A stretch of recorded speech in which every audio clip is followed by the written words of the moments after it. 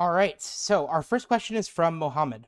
Hello, I had a question about Ivy and top schools. What type of GPAs do they take into consideration, as I have an unweighted GPA of 3.6 and my weighted is 4.2? Also, if they use unweighted, would that be a disadvantage for me?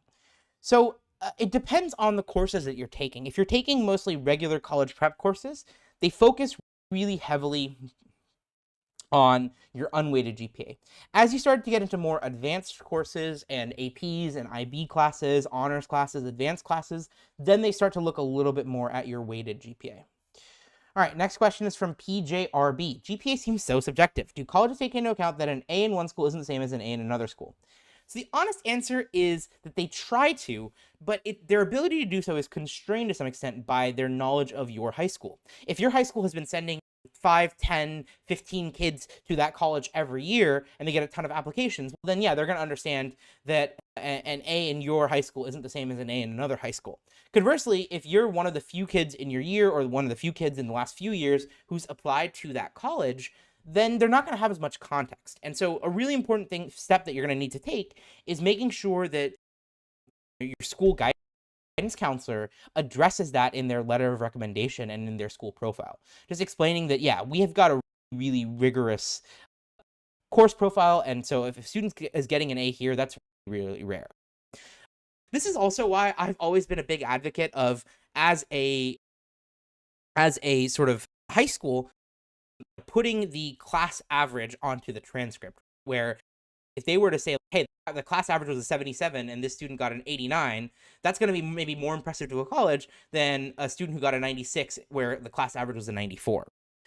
So I honestly wish more high schools would do this, but there's a variety of reasons they don't.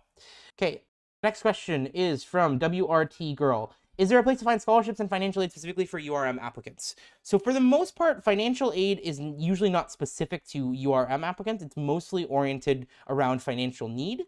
So if your family has financial need, there's definitely plenty of financial aid available to you. In terms of scholarships, the thing is that there are some big nationwide scholarships, but those are very competitive. The bigger source of money is definitely going to be, for you at least, looking at the individual college's scholarship pages and looking at which scholarships are open to incoming freshmen. But there are absolutely scholarships for URM students at pretty much every college in America. Okay. Next question is from Sonia. If I apply ED, does it matter if I'm submitting my app early, like in September, or later, a few days before the deadline? No, there's no difference for ED applications submitting in early September versus a few days before the deadline. There is sometimes a difference when colleges have what's called rolling admissions, and that is when colleges will almost like constantly read applications and constantly give back admissions decisions. Okay, next question is from Rally. Who has higher chances to get into Harvard, Hispanic male or white male? 2, a student with both parents completing master's and professional degrees, or a student with one parent completing master and professional degree and the other just high school? Okay, to answer each of your questions kind of one by one, generally speaking, if you hold the profile constant, a Hispanic male student's going to have higher chance of admission than a white male. 2, there isn't really much of a difference because as long as one parent has a master's or professional degree, you're not considered first gen, and that's really the only place where master's and professional degree comes into play. In the bigger picture, just how important is the essay?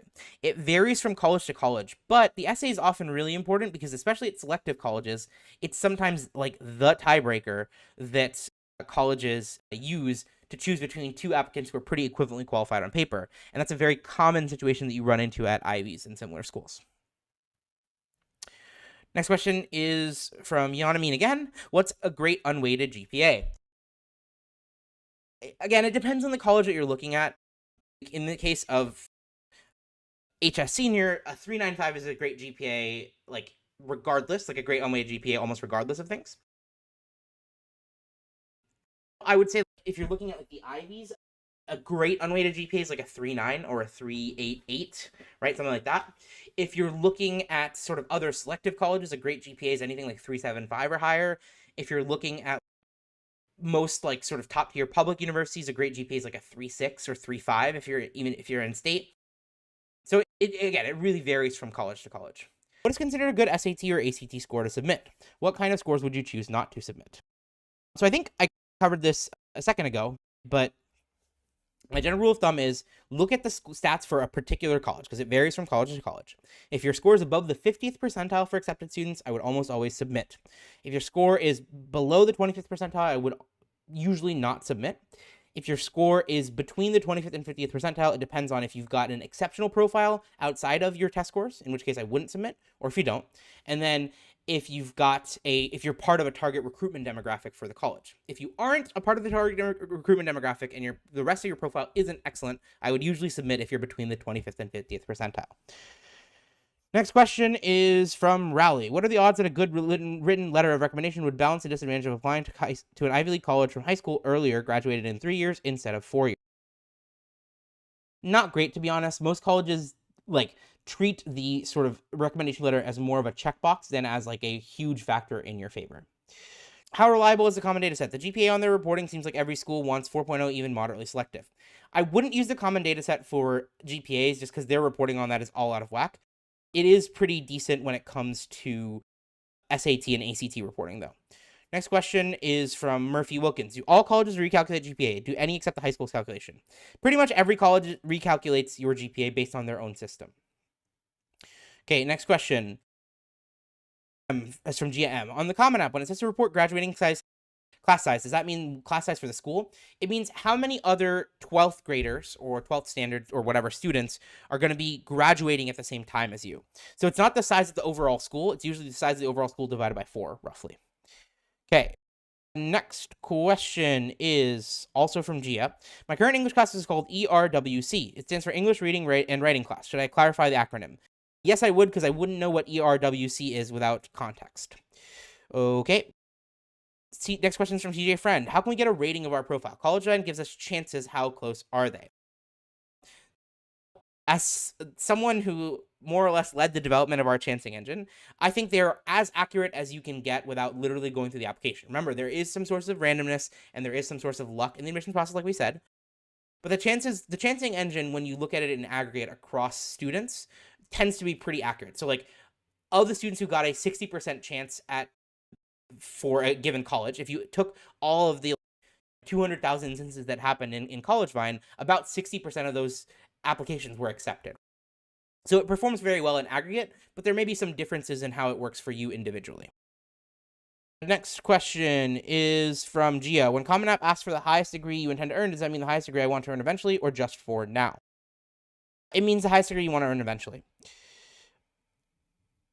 Okay, the next question is from Rowley. Are letters of recommendation from public figures such as a governor or senator also considered just a check, or are they valuable? It depends on whether the letter feels personalized or not. If the letter is super personalized, it's like, I've known Rowley for 15 years. They've been awesome. They've helped me with this and this. They've done a great job. They're really politically engaged. Well, okay, then that's great. But if it's just a boilerplate, Rowley is a great person and a great student, I strongly recommend, then it's just a check and not that useful. Okay, and the last question that we will be answering today is from HS Senior. Any suggestions on getting a recommendation letter for an engineering major? It's a great question. So I would say as an engineering major, my ideal strategy is either a math or physics teacher, ideally, from your junior year, maybe your sophomore year if you have to. And then I like to pair that with a recommendation letter from a more liberal artsy teacher. That could be an English teacher or a history teacher, usually, maybe an economics teacher, just because I like that juxtaposition and I think it helps you stand out a little bit more to colleges. Okay, a couple more questions. I said that was the last question, but I guess I'm not sticking to it. Okay, from Bant. How reliable are the net price calculator on college websites? More specifically, if the college asks for scores and populates scholarships to the NPC, what is the likelihood that these scholarships will be offered? Also, if those scholarships populate, does that indicate a stronger chance of acceptance or irrelevant? So I'll take those questions in reverse order. Just because a scholarship populates doesn't really say anything about chances of admission. That varies from college to college. However, I will say if a college is need aware and you're going to come in where they're going to have to give you substantial financial aid, it is going to hurt your chances of admission. If the college asks for scores and then populates scholarships or I guess financial aid in the NPC, what is the likelihood that those will be offered? It really varies from college to college, and I will say that the net price calculators, unless you're filling them in with perfect information from your parents, they tend to be, or if you are a parent filling it in with your financial information, they tend to be wobbly. They're a good estimating tool. You get like directionally accurate results, but you're certainly not getting like excellent or perfect results. There's oftentimes, I can't tell you, I would say probably 60 to 70% of the time, there's a difference between what is plugged in or spit out by the NPC and the actual financial aid award that you'll get.